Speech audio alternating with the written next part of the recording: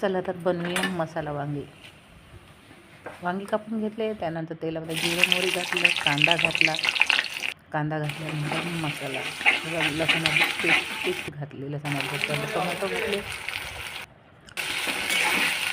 Tomato घातल्यानंतर त्याचं चांगलं मिक्सचर केलं. मिक्सचर करून मस्त तिखट, मीठ, हळद, जिरं, मोहरी, काळा मसाला ह्यांचे सगळे मसाले करून त्यांना परत एकजीव केलं आणि त्यात वांगी सोडली.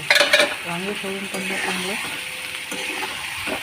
मंद आचेवर बनवण्यास ठेवलं. नंतर थोडंसं मंद आचेवर ठेवल्यावर त्यांना छान असं बघा किती छान एकजीव झाले. त्यानंतर त्यांना शेंगदाण्याचा कूट घालून परत एकजीव केलं. इतकी छान आणि इतकी टेस्टी भाजी झाली होती ना, खरंच एकदा तुम्ही ट्राय करून बघा. सांबार सोडून त्यात थोडं पाणी घालून इतकी छान ग्रेव्ही आली होती आणि त्याची खुशखुशीत गावरान मसाला वांगी झाली होती, इतकी छान झाली होती. खरंच एकदा ट्राय करा आणि आवडलं असेल तर खरंच लाईक, शेअर आणि कमेंट जरूर करा.